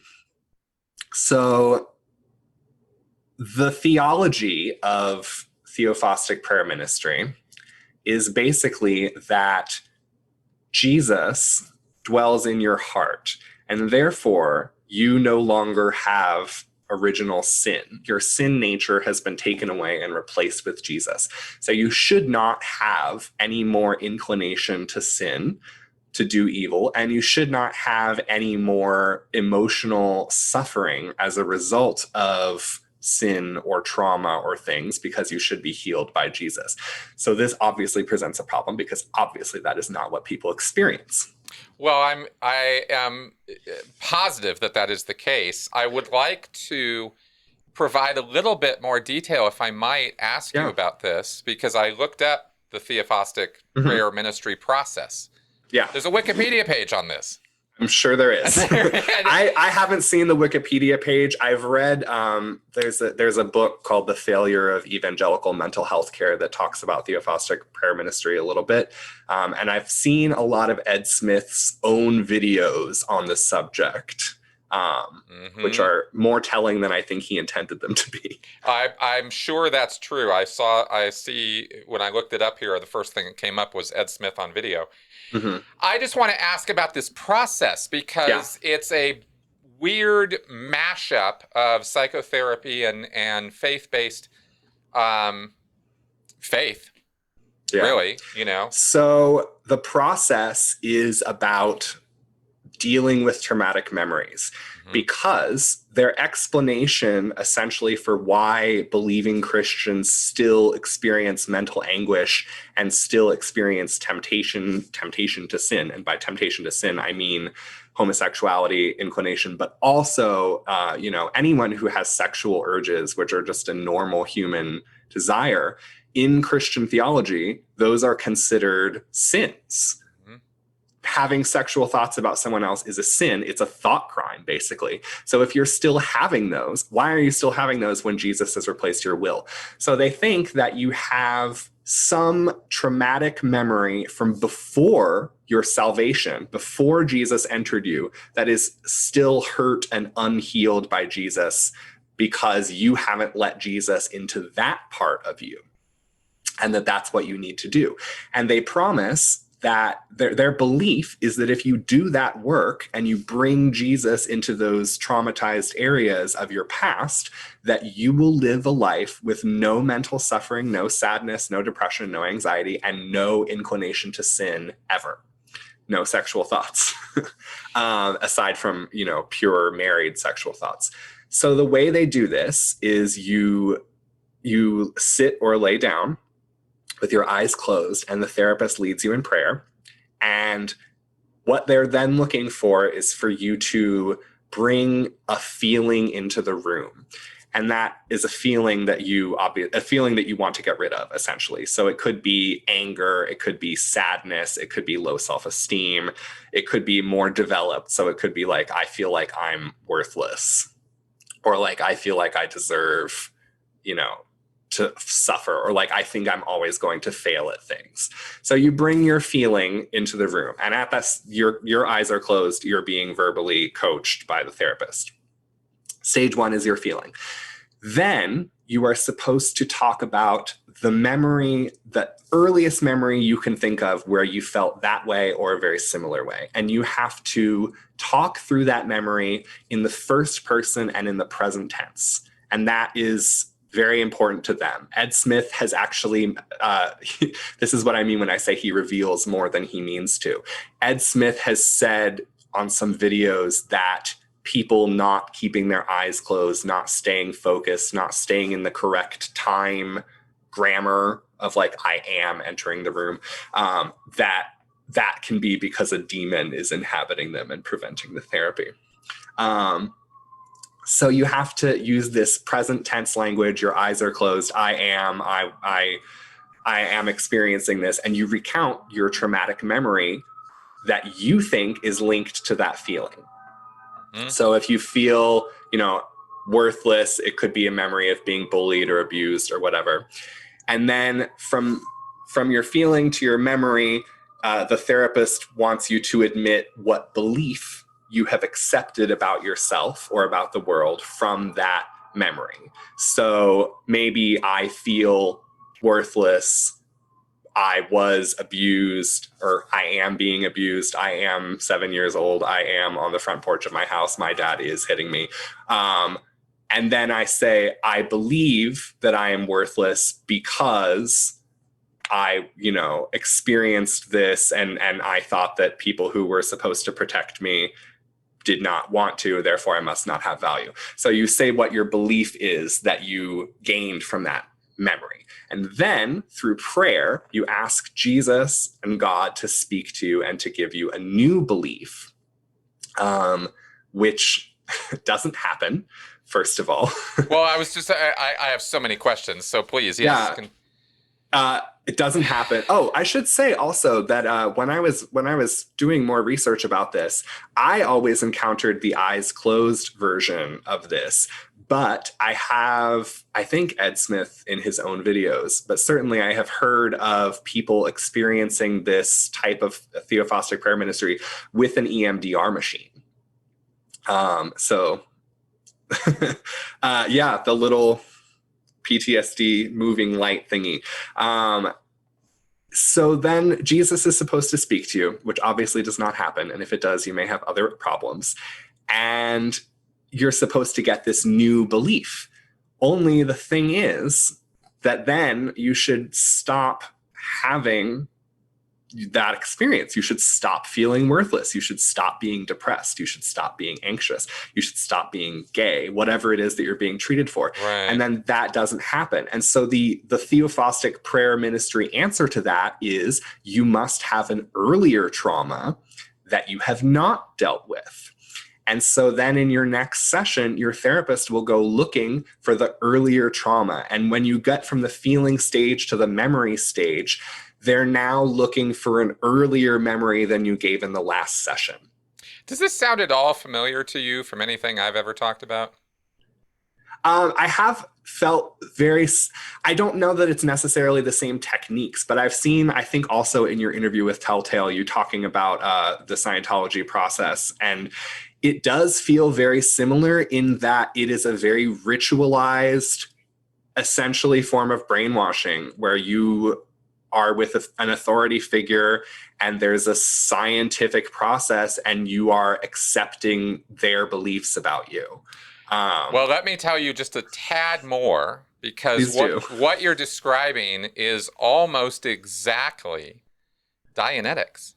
With a prayer. With prayer. It's prayer before, and then it's Jesus to come in and take out the trauma that you've uncovered with this going earlier thing. That going earlier thing is straight up out of Dianetics and probably 10,000 other therapy models. But yes, and I think that it's because all of those pseudo-therapy techniques go back to Freudian ideas. That's right. And I think a lot of the ideas were just straight up wrong, and people at that time did not accept that. Nope. Well, they didn't know. It requires this little thing called studies. Yeah.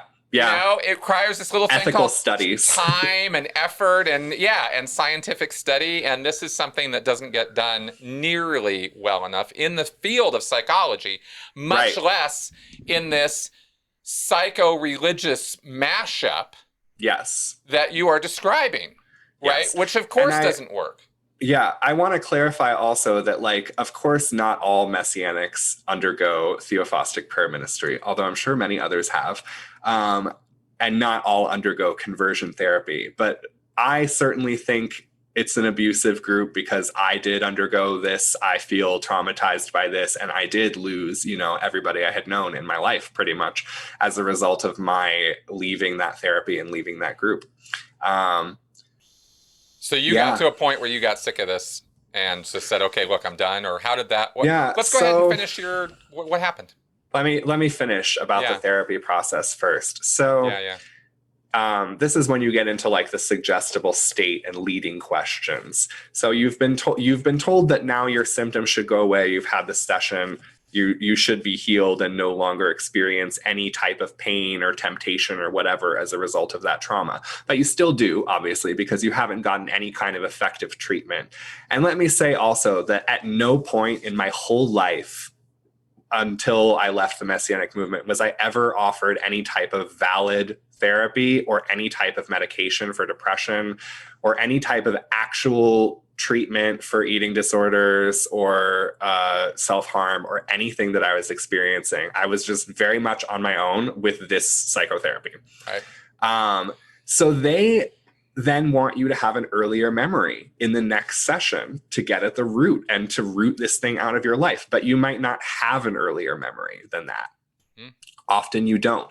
And so the therapist will prompt you verbally, which Ed Smith says they're not supposed to do, but I can tell you that mine certainly did, and that I think most of them are prompting, looking for earlier memories. And they're looking for specific memories for specific circumstances because of their scriptural beliefs. So they don't think, obviously, that people are born queer or anything. They think that happens as a result of some type of environmental trauma. And they have a list of what environmental traumas they think cause same-sex attraction. They use the term same-sex attraction because they don't believe sexuality is a part of your identity. They think it's something you experience, a symptom. So my therapist, for example, was digging and looking specifically for memories about an overbearing relationship with my mother, an absent or abusive father, and childhood sexual abuse. I happen to have all three of those things, but that is, studies have shown that there is actually not a correlation between those things and sexuality. These people believe there's a correlation between being abused as a child and growing up gay, but there's not actually a data correlation that they can point to. But those were the memories that he was digging and looking for, basically. It was very uncomfortable. And it did definitely get to this point of, I don't have anything else to tell you, but you're still asking me to come up with new content every week for this therapy that is not helping me. And I mentioned that during all this time, I was in school with his daughter, and we were at a local community college, and we took a psychology class together. And that was the beginning of my whole life changing. So we're in this psychology class. I loved the teacher. She was really great. And she had us all stand up. We got to the unit on human sexuality. It was just Psych 101. And she had everyone stand up, and she had everyone who believed that human sexuality was innate at birth go stand on one side of the room. And everyone who thought that, you know, people who are gay and trans or whatever, and that they develop those things as a result of their environment, to stand on the other side of the room. And I went to stand with my friend on the environment side of the room because that was all I had been told my whole life. And I literally hadn't had any access to other media about that. And she told us that she was going to change our minds. And she did. And she proceeded to just show us the studies that there were and the data that there was, and show us that that was a belief, you know, the idea that sexuality is caused by events, that's a belief, but that you can't scientifically support it. And that it's more scientifically supportable that, you know, sexuality is part of who people are, and that it's with them for their whole life, even in early childhood years. And that there's no correlation, like I just said, between abuse and sexuality. And it really, like, rocked my world and made me question everything in ways that I had not felt free to question things before. And I started to identify at that time as bisexual, when before I had only, I knew that I was interested in having sex with people of different genders, of many different genders, but I didn't identify as anything. I identified as heterosexual because I thought that all people were heterosexual and that I was just suffering somehow. I see. Yeah, that's what they believe. So I started to identify as bisexual, and I was very versed in Christian theology because I attended a very rigorous Anglican high school, and know Christian theology and church history in and out. And I started to read about Jewish theology from Jewish sources, as opposed to Jewish theology from Christian sources pretending to be Jewish. Mm-hmm. And I realized that everything I thought I knew about Jewish theology was wrong. And the ways that I had been told that Judaism and Christianity were consistent and compatible, they were not. And that basically no one else thought this way about the world. No one else thought that Jewish and Christian practices and beliefs could be integrated in this way. Even other Christians are often critical of the Messianic movement because they think they're too legalistic. They think they're Judaizers. They think, for theological reasons, they think that the law doesn't apply to Christians who are under Christ's salvation. So even Christians often don't like the Messianic movement or disagree with them. Jews certainly don't like them. They think of them as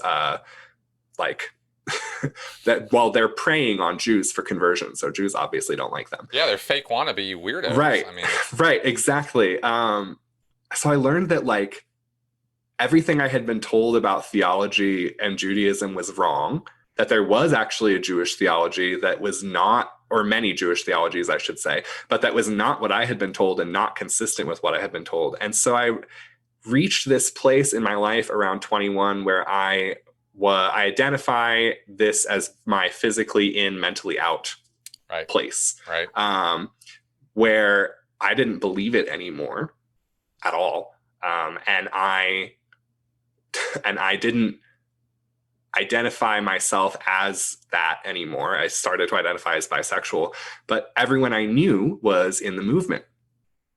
Literally everybody. Or I also had many friends who were evangelical Christians, but very similar, half of one. Now, you were going to, just so I can kind of make sure I get a clear picture here. Mm-hmm. Were you going to a regular public college, community college, university? Yeah.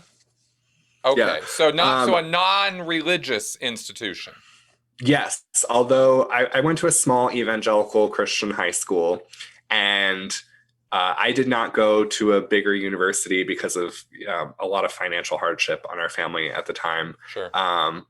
and ended up at a community college. But almost everyone I knew who did go to college went to Liberty and Grove City and Pensacola. They did go to Christian colleges. Right. It's all the Messianics I knew who were going to college that was not community college, they went to Moody Bible Institute. They went to people they're going to evangelical Christian colleges, basically Messianics. Okay.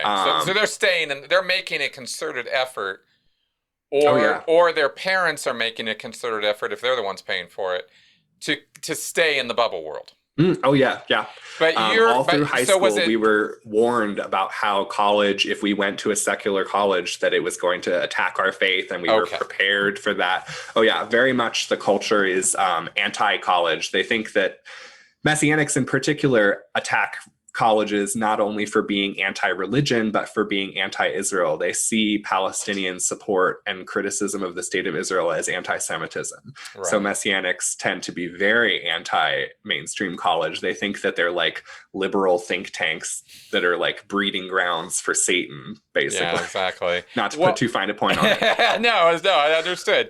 And I have a question though, because your best friend, his daughter, going to this school too. How could they not afford to Well, it was my conversion therapist and my congregational leader, and his daughter was one of my best friends. Yeah. Actually, before everything went down and she shunned me, I was supposed to be in her wedding in a few months. Oh wow. Yeah. It had been quite crazy. So she was holding on to her faith during this process, but you were like question mark. Oh my God, what the hell's going on here? Yeah, and I really feel I was very successfully indoctrinated by Messianic and evangelical organizations my whole life. And I was very politically conservative because everyone I knew was very politically conservative, and I only ever heard evil things about the left and liberalism. And I don't know if I would have been brave enough or smart enough or whatever to break out of that environment if I had not had something that forced me to. And essentially my sexuality, I feel, forced me out of that, because if I had stayed, I probably would have killed myself. I would have been so unhappy and miserable there. And you can't be openly gay or bisexual and live. You just can't do that in the Messianic movement. I don't know anyone who did. And in fact, anytime there was another queer young man or someone who set my gaydar off or something, they would often disappear. And some of them I know disappeared because they were kicked out, because they started to, live as who they are and stop being celibate and denying themselves, and they got kicked out. Yeah. Yeah. I think this is a legit one of the reasons why we are, one of the many reasons, but definitely one of the reasons why we are seeing the plummeting of people who are, self-identifying as religious. Which is interesting, because I actually do still self-identify as very religious. But are you connected with an organized religion? Yeah, I would say so. I'm just Jewish. Not Messianic. I go to synagogue. I work in Jewish organizations. I work in part-time in Jewish education. I think Judaism, we often joke, is a disorganized religion. Right. I don't have the same reaction to religious trauma that many of my Christian queer friends have. I know a lot of young men who are very disenfranchised from all religion and very traumatized and just hate it. And I understand that, certainly. I feel that level of animosity towards certainly towards evangelical Christianity and the Messianic movement, towards all Christian fundamentalism and biblical literalism, kind of towards Christianity in general. Honestly, it has not been a great religion to my people, I would say. And a lot of the ideas that I can point to and say, this is a religious idea that hurt me growing up, are found in the New Testament. Right. So I have a lot of dislike for Christianity, but I still consider myself very religious. I kind of am an atheist, maybe an agnostic, but still I live a pretty religious life. I don't eat unkosher species. I still, I pray before and after I eat food. I try to pray in the mornings when I can. Jewish adults are supposed to pray in groups of 10 or more. So obviously that is problematic during COVID. But I do try to engage with my synagogue and with my Jewish community as much as I can, definitely on holidays. And I consider myself religious and kind of spiritual, but more humanistic. I think more, I would say my life is guided by tradition, but not dictated by tradition. Fair enough. Just because I'm curious, it's not something I ask people about very often, but you mentioned two things that strike me as somewhat contradictory in my understanding. You pray and you consider Don't yourself believe in God. kind of atheist? Yeah, who are you praying to? What's that about? Prayer in Judaism is very different than prayer in Christianity, or certainly in evangelical Christianity. I would say the prayer culture of evangelical Christianity that most people think of when they think of praying has to do with having a spontaneous dialogue or monologue, if you're a realist, with God, where you're just extemporaneously, stream of consciousness speaking to God, and then you end with "in Jesus' name, amen." And there's linguistic tropes that people use in their prayer language, but it's mostly off the cuff conversation with the sky daddy, if you will. And prayer in Judaism is not that at all. Prayer in Judaism is very prescribed.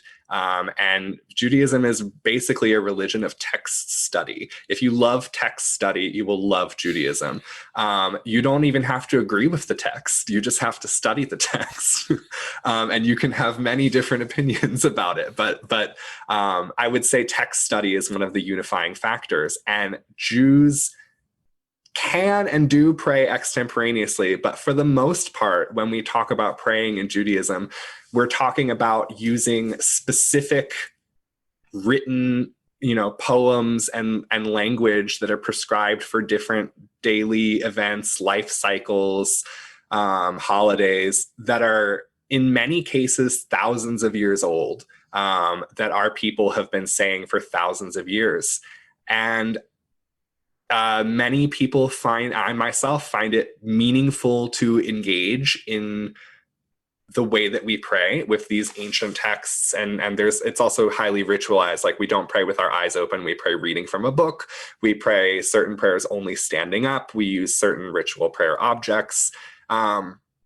Those processes, I think, can help you find meaning in your daily life. You can put some of your emotions like grief into prayer, and use that as a way to help you through the human experience. But I don't necessarily think that anyone is listening to me. Okay. If that makes any sense. No, it does. It does. As a I mean, is it comforting? Is that the point? It can a ritual? be. Sometimes it's not. Sometimes it's very upsetting. I remember it was during like the beginning of the pandemic, and I was saying part of the prayer for after dinner, and part of it is like a list of thanking God for all of these blessings that were not present in my life at that time, and a God that I don't believe in, thanking for things that I don't have. Made me cry. But I still do it. It's still meaningful to me sometimes, and it's different every time. Cool. Well, I got zero judgment on it. I was just curious about how you were manifesting that. So that's fascinating, man. Yeah. So it's definitely different from, I think, many people who leave high control religious groups and then go on to talk about it, left some form of Christianity and become some form of atheist, and never really engage with religious practices or religious cultures that are different from Christianity. And Judaism is actually significantly different from Christianity. Prayer, like prayer, and it doesn't feel disingenuous with me to stay connected to my religion and not believe in a God. Fair enough. And some days I think maybe I do believe in God. I think God is like a literary idea almost of like our most important and precious things to us, our deepest values. We ascribe those to God. We kind of project those onto God. And in a cult, in an abusive religious environment, you see that what's happening is the leadership is putting only their ideas into the God box, and they're defining what God is, to the point that essentially they become God because they and God share all the same views.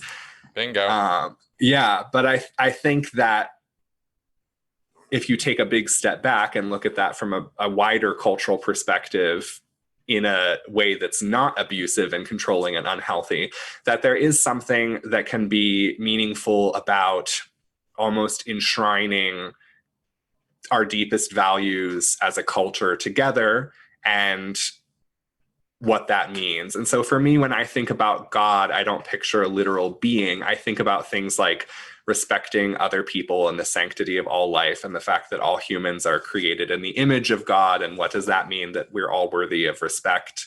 I think about relationships, and like when I think about the universe and eternity, those kind of concepts are also very bound up in my idea of God. But my idea of God is very metaphorical. As I think, if I were going to talk about God in any way, it'd be my sense of that as well. Yeah.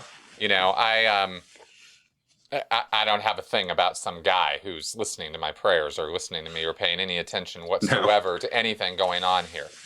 Yeah. You know, people talk about God having a plan, and you know, my idea is sort of, yeah, it's about as much plan as there is with, you know, I don't know, having a pet, having an ant farm. I don't know, Yeah. you know, like what are we supposed to conceive of with this super being? But regardless of any of that, I am curious, moving forward here now, Yeah. because you are clearly somebody who has done some research on this. Like I said, we're going to link to your blog. You know, people can read up on this, and you've done some writing and some research about this. And I do want to do nothing but, you know, positively reinforce that Mm. that effort, because that's exactly, I think, what catharsis is made of. Yeah. You know, is education, is understanding, is figuring out what the hell just happened to me, so I can sort it out for myself. Because clearly years of quote unquote trauma therapy or conversion therapy did nothing for you but re-traumatize you over and Yeah. over and over again. Absolutely. That's why it was important to me to speak with you today, and why I reached out, because I know that there are still people who are in the Messianic movement who are suffering the kind of things that I was suffering, and in other ways, and I'm sure in worse ways. And at that time, when I was young, I desperately, more than anything else, would have wanted to hear from someone who had been through what I had been through and had come out the other side happy and healthy. And that just did not exist.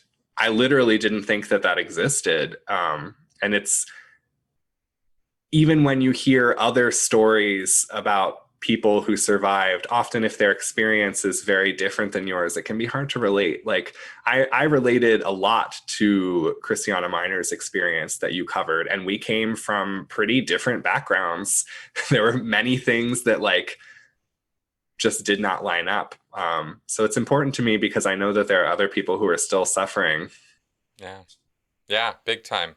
And that's why we're doing this, you know, because also I'm quite sure that while we have focused on the you know, gay conversion therapy, the Theophostic prayer ministry methodology, Mm-hmm. I'm pretty sure that a lot of what we've talked about would have applicability, or, you know, some would somehow apply to other forms of this, or to people who are suffering under similar circumstances. And I hope this message is that our show reaches them too, because I think people need to recognize this stuff is nonsense. Yeah. And really just stay away from it. Because if you don't understand what's causing something, if you don't understand why we act the way we do, and there's very little about that we actually get still so far, right, in our research on this, then you have absolutely no business whatsoever making claims like Ed Smith does that you can quote unquote cure somebody of a condition that is not a curable illness or problem that way. It's not even that, it's not an illness. Yeah. You I know? don't know if Ed Smith has personally made claims that Theophostic prayer ministry is effective at treating same-sex attraction, is how they would say it. Excuse you. I don't know if he's made those claims personally, although I know it was used against me in that way. But he uses that therapy for all types of trauma and for people who are just suffering from, depression or anxiety and things as well. Right. And with it, and clearly from the process of it, and this is of interest to me professionally. Right. The process here is really very, very similar in many ways to Dianetics or other forms of psychotherapy that rely on a principle of the earlier is the better. Mm-hmm. And the earlier you can get, the more effective the therapy is going to be, and the more broad its effects are going to be in healing you or curing you of whatever ails you because of this trauma. And the fact of the matter is, trauma just doesn't work like that. No. I can tell you personally that trauma imprints and does not go away. Exactly. And nor is it supposed to. Yeah. I mean, let's just stop and take a look at this for a second. From a common sense point of view, why are traumatic memories the strongest, or can be among the strongest that we experience, and why do they have such permanency? Well, maybe because our brain evolved to help us survive and continue living. And if you survive a trauma, you need to remember it so you learn how to survive it again, right? Yeah, and I think that's why one of the biggest symptoms you see in survivors with PTSD or with CPTSD is avoidant behaviors, wanting to avoid anything that makes them feel that way. I I don't even like to drive past areas where these congregations used to be. It's very upsetting for me, physically upsetting. I feel physical pain in my body driving past where these places used to be. I do not doubt that. Yeah. I don't doubt that. And I empathize, man. I really do. I get it. I feel similar even to this day if I'm in Los Angeles and I have to go by Big Blue. I get butterflies. I'm not all over it. You know what I mean? I don't want to have, hardcore confrontations with people I used to call friends. I don't, why would I want that? It's very difficult. But the whole concept of trauma is something that we are still working over, still defining, still working out, Anyway, I'm just trying to tell the audience at large here that this stuff is not there. Anybody who's telling you, anyone of any denomination, any group, any license, if they're telling you they got cures or they got like solutions to the problem of sexual dysfunction or questions or mystery or whatever, they're wrong. They don't. Anyone who is like Ed Smith promising you a life free from any temptation or any emotional pain is absolutely selling you snake oil. There is no such thing. Exactly. Because basically what he's trying to say is we're going to make you not human anymore. Yeah, I've actually heard that specific criticism of Theophostic prayer ministry, that essentially what he is treating is the human condition. Exactly. And he has himself openly said that he thinks all people would benefit from his therapy. So there's even evidence that he kind of knows that he's just treating the human condition. It's very, I don't know if I can swear on your show, but it's messed up. No, it's fucked up. That's exactly what it is. And feel free to swear.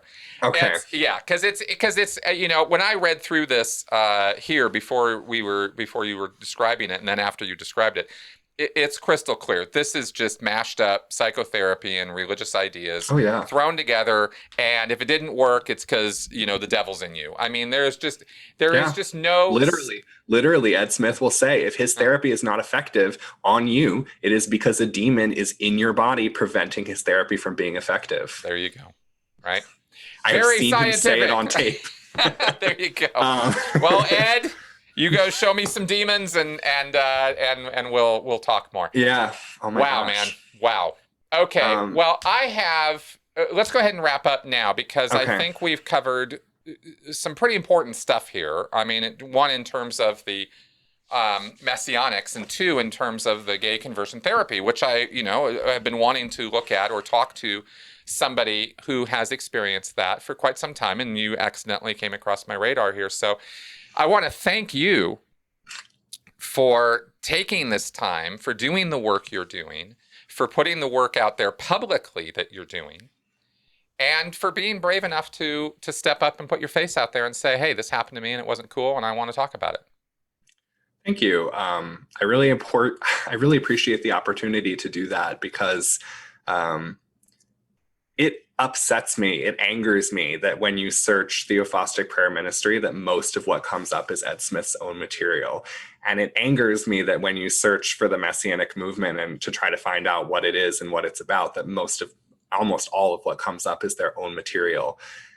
And I think that there is so little people who have actually experienced life in the Messianic movement who are willing to speak out about it, because many people feel embarrassed and ashamed. I feel embarrassed and ashamed, actually, of the things that happened to me, of the person that I used to be. And especially, I think many Messianics end up in mainstream Judaism and are then very, very embarrassed to talk about their upbringing. And I have decided that I have nothing to be ashamed of, and only the people who have done these things to me need to be ashamed. And so I'm not afraid to put my face behind it. Excellent. Excellent. Well, there's a sacrifice there. You have lost people as a result, and that really sucks. And you might have a problem with the cult terminology, and I get it. And I'm not going to force it down your throat, but I will certainly say that what you have described is very cultic behavior. We haven't even talked about my banishment. I know, but you have alluded to it enough that I get that there is shunning going on. Yeah, I lost almost all my friends and family, not family members, but community people who I grew up living in their home with. I can't speak to anymore. Yeah. And what ended up happening, just briefly, is I started to come out to some of my closest friends and tell them that I identified as bisexual, but that I was still figuring things out. I didn't know if I should be celibate or what, but that I thought that this was who I was. And there was supposed to be a meeting of the leadership at our congregation, to which I was supposed to go because I used to teach dance through this congregation as part of a ministry. And I didn't make it because I was sick. And I ended up getting a really, a 27-part text message from my conversion therapist's wife bitching me out for not showing up. And it turned out to have been an intervention for me. And basically, he had divulged to her and to all of the elders of our congregation and to their wives all of my trauma that I had encountered in therapy, but I had told him about in therapy privately and in confidence. He told everyone about, everything I told you, my history of self-harm, eating disorders, suicide attempts, my rapes and childhood sex abuse, my abusive family. Wow. Yeah. Everyone, all the people of power in my community, let's say the elders and their wives, knew. All my closest friends knew, because my closest friends had all gone to them and basically reported on me and said, Matan came to us. I wasn't going by Matan at that time, but they said, he came to us and came out and we're worried about him and his salvation. And they set up another intervention for me, which I went to with 16 people, and it just turned into a shouting match. And I'm not welcome anymore. My closest friends hugged me goodbye and walked away and have never said anything to me since. Quite crazy. My sister also, I had an older sister who at 17, my mom kicked her out of our house because she wanted to go to a Unitarian Universalist church My own mom was shunned by her closest friends because she started dating someone after she was divorced, and that conflicts with Messianic religious beliefs. They're not afraid to shun. No, I get that. I would get say it. it's not like Jehovah's Witnesses or some other organizations where it's, you know, baked in and you must shun. Right. But it's very culturally, it's part of their culture to not associate with unbelievers, and definitely not to associate with people who have left the religion or are critical of them. Right. Exactly. And you fit both those bills. What Yeah. a mess. What Yeah. a mess. What a shame, really. Yeah. You know, I always just feel so sad now that people feel that their beliefs are so important that family are disregarded, you know? Mm. Okay, man. Well, I'm sorry that happened to you. Thanks. I hope Yeah. it doesn't happen to anyone else. Well, that's the whole point. You Yeah. know, that's kind of our point here is, you know, it doesn't have to. And, Yeah. you know, there are a lot of things in our lives that are not choices that we have to make. We Mm. just have stuff thrust on us. Where we're born, what language we're going to speak, how we're going to get educated, what the color of our skin's going to be, what our sexual orientation is going to be. These are things that, generally speaking, are out of our control almost entirely from day one. But your family, getting to communicate with your family, that's a choice, you know? And it's Mm. really sad when people decide that family, friends, etc., are not as important as the Sky Daddy. All right, man. Well, again, thank you for taking the time and for being on my show. I really appreciate it. Thank you for having me. Absolutely. Now, I'm going to link your blog. Is there any other way that people should reach out or try to contact you if they want to talk to you further after watching our show? That is an excellent question. I would love to take people's comments, but I don't really have a public place, or questions, but I don't really have a public place to set up to interface with people aside from my Tumblr blog. And I know that it's 2020 and Tumblr is a dead platform. Right. You can pry it from my cold, dead hands. Well, I'll tell you what. We're going to post this in a week or two. And when I do, I'll let you know. And you can respond to people's comments on YouTube at least, and Sure. at sensiblyspeaking.com if people leave comments there. And if you come up with some other way people want to reach you or whatever, just let me know. I can leave that in the comment section as well. Or I can message it to you and you can add it to the description. You got it. All right. All right, folks. This was our show this week. I hope you found this, interesting, educational, perhaps entertaining in some fashion, but hopefully I think educational on this one. This was an important one, and there were some important things we covered here. Now, I can give you a lot of very, scientific sounding words for a lot of the phenomena, but the bottom line is it's abuse. And we recognize it as such. And I'm talking about this stuff because I want you guys to, one, know about it, be aware of it, and two, be aware of the signs of it.